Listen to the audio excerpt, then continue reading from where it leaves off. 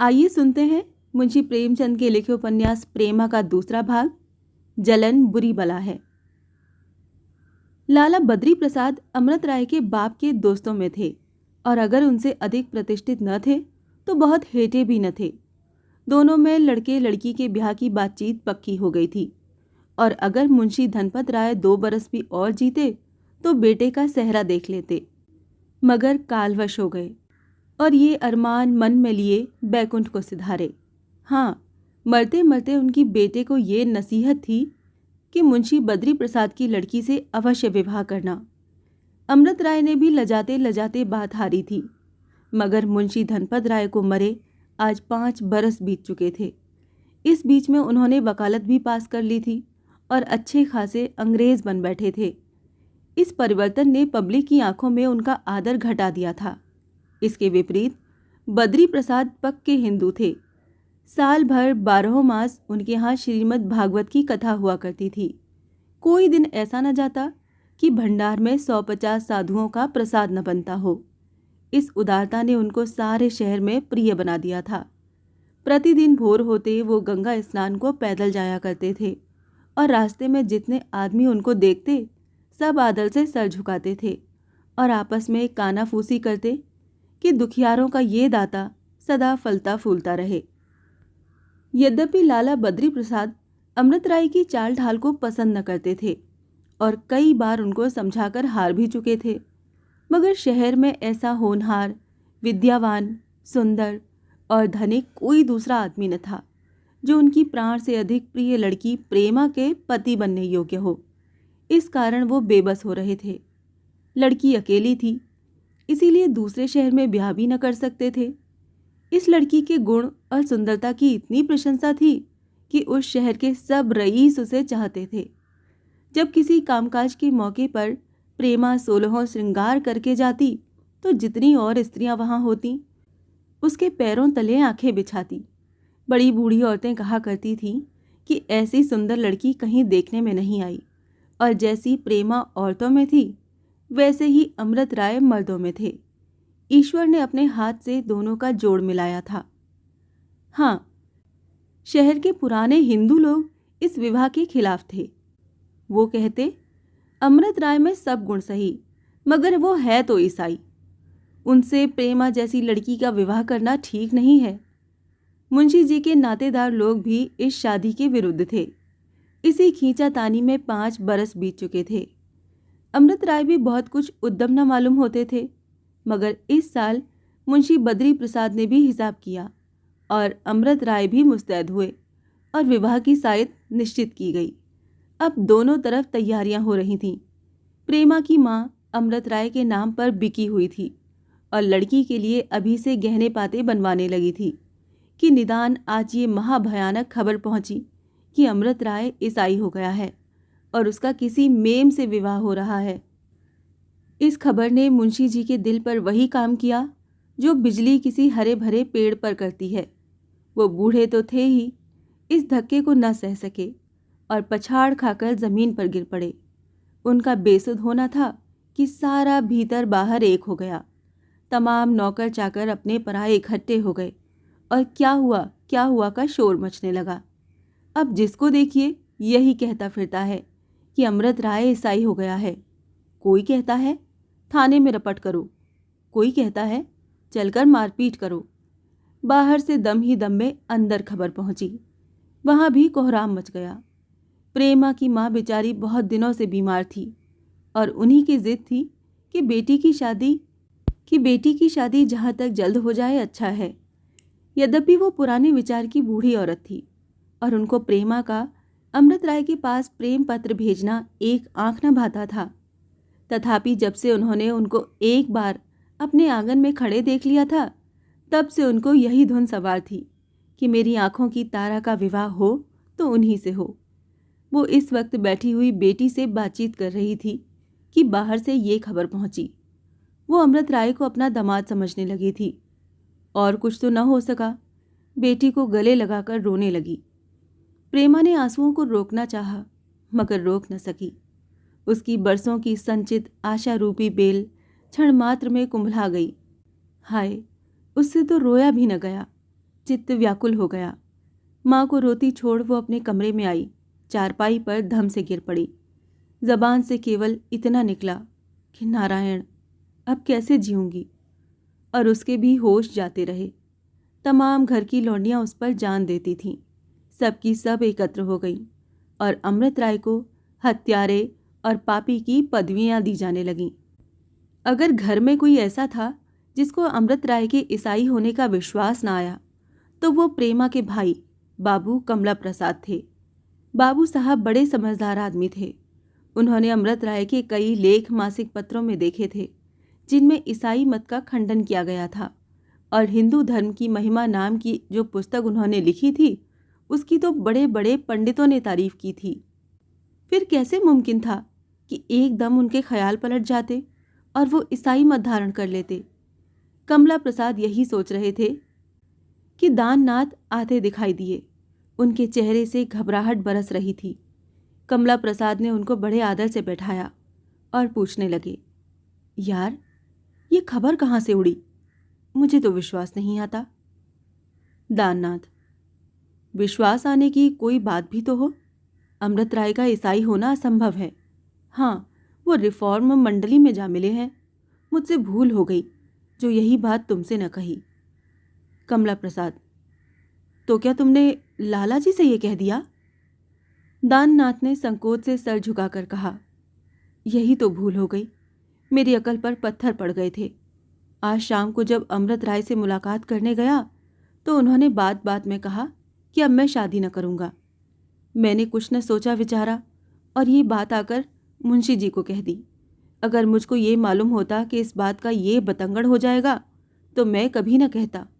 आप जानते हैं कि अमृत राय मेरे परम मित्र हैं। मैंने जो ये संदेशा पहुंचाया तो इससे किसी की बुराई करने का आशय न था। मैंने केवल भलाई की नीयत से ये बात कही थी। क्या कहूँ, मुंशी जी तो ये बात सुनते ही जोर से चिल्ला उठे, वो ईसाई हो गया। मैंने बहुतेरा अपना मतलब समझाया, मगर कौन सुनता है। वो यही कहते मूर्छा खाकर गिर पड़े। कमला प्रसाद ये सुनते ही लपक कर अपने पिता के पास पहुँचे। वो अभी तक बेसुध थे। उनको होश में लाए और दाननाथ का मतलब समझाया और फिर घर में पहुँचे। उधर सारे मोहल्ले की स्त्रियां प्रेमा के कमरे में एकत्र हो गई थीं और अपने विचारानुसार उसको सचेत करने की तरकीबें कर रही थीं, मगर अब तक किसी से कुछ न बन पड़ा। निदान एक सुंदर नव यौवना दरवाजे से आती दिखाई दी। उसको देखते ही सब औरतों ने शोर मचाया, पूर्णा आ गई, अब रानी को चेत आ जाएगा। पूर्णा एक ब्राह्मणी थी। इसकी उम्र केवल 20 वर्ष की होगी। ये अति सुशीला और रूपवती थी। उसके बदन पर सादी साड़ी और सादे गहने बहुत ही भले मालूम होते थे। उसका विवाह पंडित बसंत कुमार से हुआ था, जो एक दफ्तर में 30 रुपये महीने के नौकर थे। उनका मकान पड़ोस में ही था। पूर्णा के घर में दूसरा कोई न था, इसीलिए जब 10 बजे पंडित जी दफ्तर को चले जाते तो वो प्रेमा के घर चली आती और दोनों सखियां शाम तक अपने अपने मन की बातें सुना करतीं। प्रेमा उसको इतना चाहती थी कि यदि वो कभी किसी कारण से न आ सकती तो स्वयं उसके घर चली जाती। उसे देखे बिना उसको कल न पड़ती थी। पूर्णा का भी यही हाल था। पूर्णा ने आते ही सब स्त्रियों को वहां से हटा दिया। प्रेमा को इत्र सुघाया, केवड़े और गुलाब का छींटा मुख पर मारा, धीरे धीरे उसके तलवे सहलाए, सब खिड़कियां खुलवा दी। इस तरह जब ठंडक पहुंची तब प्रेमा ने आंखें खोल दी और चौंक कर उठ बैठी। बूढ़ी माँ की जान में जान आई। वो पूर्णा की बलाएं लेने लगी और थोड़ी देर में सब स्त्रियां प्रेमा को आशीर्वाद देते हुए सिधारी। पूर्णा रह गई। जब एकांत हुआ तो उसने कहा, प्यारी प्रेमा, आंखें खोलो, ये क्या गत बना रखी है? प्रेमा ने बहुत धीरे से कहा, हाय सखी, मेरी तो सब आशाएं मिट्टी में मिल गईं। प्यारी, ऐसी बातें न करो, जरा दिल को संभालो और बताओ, तुमको ये खबर कैसे मिली? कुछ न पूछो सखी, मैं बड़ी अभागिनी हूँ। दिल बैठा जाता है, मैं कैसे जीऊंगी? प्यारी, जरा दिल को ढांढस तो दो, मैं अभी सब पता लगाए देती हूँ। बाबू अमृत राय पर जो दोष लोगों ने लगाया है वो सब झूठ है। सखी, तुम्हारे मुंह में घी शक्कर। ईश्वर करे तुम्हारी बातें सच हों।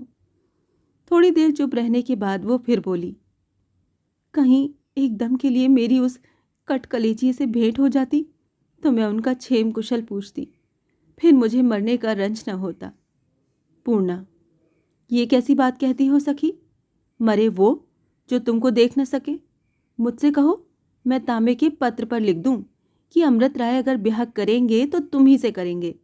तुम्हारे पास उनके 20 पत्र पड़े हैं। मालूम होता है किसी ने कलेजा निकाल के धर दिया है। एक एक शब्द से सच्चा प्रेम टपकता है। ऐसा आदमी कभी दगा नहीं कर सकता। यही सब सोच सोच कर तो आज 4 बरस से दिल को ढांढस दे रही हूँ, मगर अब उनकी बातों का मुझे विश्वास नहीं रहा। तुम ही बताओ, मैं कैसे जानूं कि उनको मुझसे प्रेम है? आज 4 बरस के दिन बीत गए। मुझे तो एक एक दिन काटना दूभर हो रहा है और वहाँ कुछ खबर ही नहीं होती।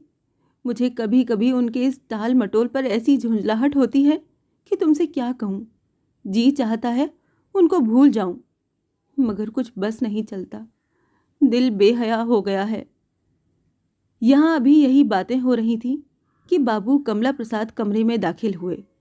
उनको देखते ही पूर्णा ने घूंघट निकाल लिया और प्रेमा ने भी चट आंखों के आंसू पोंछ लिए और संभल कर बैठ गई। कमला प्रसाद, प्रेमा, तुम भी कैसी नादान हो? ऐसी बातों पर तुमको विश्वास क्यों करा गया? इतना सुनना था कि प्रेमा का मुखड़ा गुलाब की तरह खिल गया। हर्ष के मारे आंखें चमकने लगीं। पूर्णा ने आहिस्ता से उसकी एक उंगली दबाई। दोनों के दिल धड़कने लगे कि देखें ये क्या कहते हैं।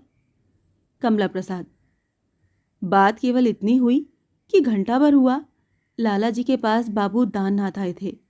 शादी ब्याह की चर्चा होने लगी तो बाबू साहब ने कहा कि मुझे तो बाबू अमृत राय के इरादे इस साल भी पक्के नहीं मालूम होते। शायद वो रिफॉर्म मंडली में दाखिल होने वाले हैं। बस इतनी सी बात पर लोगों ने कुछ का कुछ समझ लिया। लाला जी उधर बेहोश होकर गिर पड़े, अम्मा इधर बदहवास हो गईं। अब जब तक उनको संभालूं कि सारे घर में कोलाहल होने लगा। ईसाई होना क्या कोई दिल लगी है? और फिर उनको इसकी ज़रूरत ही क्या है? पूजा पाठ तो वो करते नहीं, तो उन्हें क्या कुत्ते ने काटा है कि अपना मत छोड़कर नक्कू बने? ऐसी बेसिर पैर की बातों पर एतबार नहीं करना चाहिए। लो, अब मुंह धो डालो। हंसी खुशी की बातचीत की। मुझे तुम्हारे रोने धोने से बहुत रंज हुआ। ये कहकर बाबू कमला प्रसाद बाहर चले गए और पूर्णा ने हंसकर कहा, सुना कुछ मैं जो कहती थी कि ये सब झूठ है? लो, अब मुंह मीठा कराओ। प्रेमा ने प्रफुल्लित होकर पूर्णा को छाती से लिपटा लिया और उसके पतले पतले होठों को चूम कर बोली, मुंह मीठा हुआ या और लोगी? पूर्णा, ये मिठाइयाँ रख छोड़ो उनके वास्ते जिनकी निठराई पर अभी कोड़ रही थी। मेरे लिए तो आगरा वाले की दुकान की ताज़ी ताज़ी इमरतियाँ चाहिए। प्रेमा, अच्छा, अब कि उनको चिट्ठी लिखूंगी तो लिख दूंगी कि पूर्णा आपसे इमरतियाँ मांगती है। पूर्णा, तुम क्या लिखोगी? हाँ, मैं आज का सारा वृतांत लिखूंगी। ऐसा ऐसा बनाऊंगी कि तुम भी क्या याद करो, सारी कलई खोल दूंगी। प्रेमा लजाकर, अच्छा रहने दीजिए ना ये सब दिल लगी। सच मानो पूर्णा, अगर आज की बात कोई तुमने लिखी तो फिर मैं तुमसे कभी न बोलूँगी। बोलो या न बोलो, मगर मैं लिखूंगी ज़रूर। इसके लिए तो उनसे जो चाहूँगी ले लूँगी। बस इतना ही लिख दूँगी कि प्रेमा को अब बहुत न तरसाइए। प्रेमा बात काट कर बोली, अच्छा लिखिएगा तो देखूंगी। पंडित जी से कहकर वो दुर्गत कराऊंगी कि सारी शरारत भूल जाओ। मालूम होता है उन्होंने तुम्हें बहुत सर चढ़ा रखा है। अभी दोनों सखियां जी भरकर खुश न होने पाई थीं कि उनको रंज पहुंचाने का फिर सामान हो गया।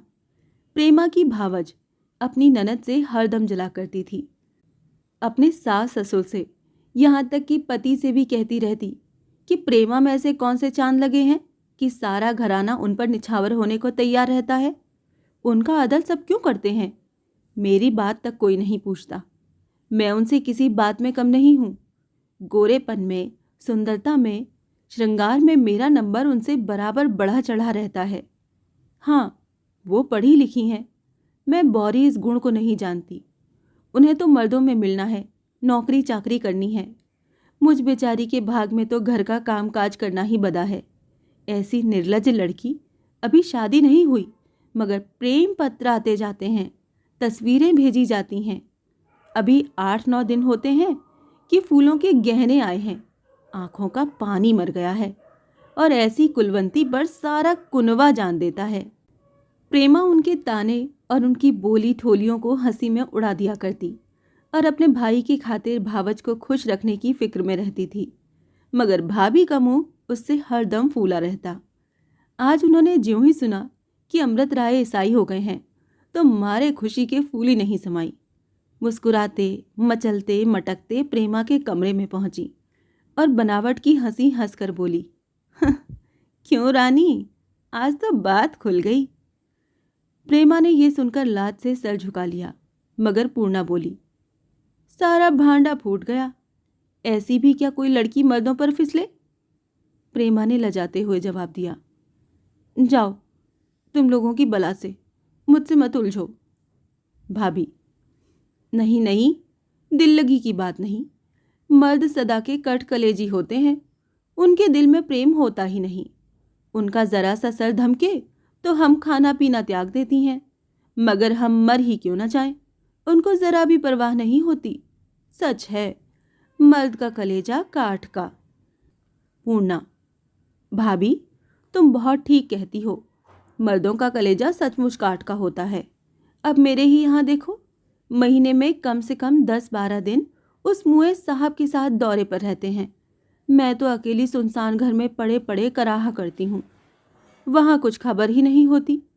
पूछती हूँ तो कहते हैं रोना गाना औरतों का काम है, हम रोए गाएं तो संसार का काम कैसे चले। भाभी, और क्या, जानो संसार अकेले मर्दों के ही थामे तो थमा है। मेरा बस चले तो इनकी तरफ आंख उठाकर भी न देखूं। अब आज ही देखो, बाबू अमृत राय का करतब खुला तो रानी ने अपनी कैसी गत बना डाली। मुस्कुराकर बोली, इनके प्रेम का तो ये हाल है, और वहाँ 4 वर्ष से हीला हवाला करते चले आते हैं। रानी, नाराज न होना, तुम्हारे खत पर खत जाते हैं, मगर सुनती हूँ वहाँ से बिरले ही किसी खत का जवाब आता है। ऐसे निर्मोहियों से कोई क्या प्रेम करे। मेरा तो ऐसों से जी जलता है।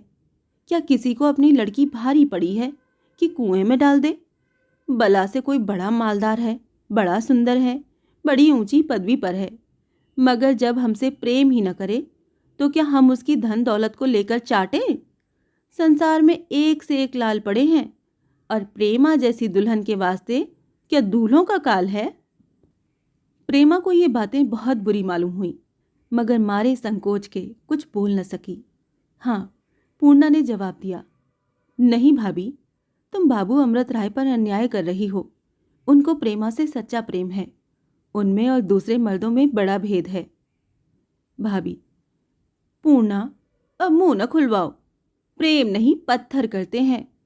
माना कि वो बड़े विद्या वाले हैं और छुटपने में ब्याह करना पसंद नहीं करते, मगर अब तो दोनों में कोई भी कमसिन नहीं है। अब क्या बूढ़े होकर ब्याह करेंगे? मैं तो सच कहती हूँ, उनकी ब्याह करने की चेष्टा ही नहीं है। टाल मटोल से काम निकालना चाहते हैं।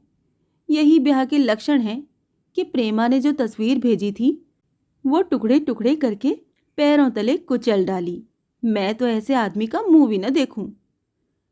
प्रेमा ने अपनी भावज को मुस्कुराते हुए आते देखकर ही समझ लिया था कि अब कुशल नहीं है। जब ये मुस्कुराती है तो अवश्य कोई न कोई आग लगाती है। वो उनकी बातचीत का ढंग देखकर सहमी जाती थी कि देखें ये क्या सुनावनी सुनाती है। भाभी की ये बात तीर की तरह कलेजे के पार हो गई। हक्का बक्का होकर उनकी तरफ ताकने लगी, मगर पूर्णा को विश्वास न आया। बोली, ये क्या अनर्थ करती हो भाभी? भैया अभी आए थे, उन्होंने इसकी कुछ भी चर्चा नहीं की।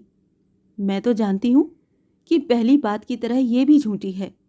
ये असंभव है कि वो प्रेमा की तस्वीर की ऐसी दुर्गति करें। भाभी, तुम्हारे न पतियाने को मैं क्या करूं? मगर ये बात तुम्हारे भैया खुद मुझसे कह रहे थे। और फिर इसमें बात ही ऐसी कौन सी है? आज ही तस्वीर मंगा भेजो, देखो क्या जवाब देते हैं। अगर ये बात झूठी होगी तो अवश्य तस्वीर भेज देंगे, या कम से कम इतना तो कहेंगे कि ये बात झूठी है। अब पूर्णा को भी कोई जवाब न सूझा। वो चुप हो गई। प्रेमा कुछ न बोली। उसकी आंखों से आंसुओं की धारा बह निकली। भावज का चेहरा ननद की इस दशा पर खिल गया। वो अत्यंत हर्षित होकर अपने कमरे में आई, दर्पण में मुंह देखा और आप ही आप मगन होकर बोली, ये घाव अब कुछ दिनों में भरेगा। इससे आगे की कहानी जानने के लिए सुनिए प्रेमा का अगला भाग।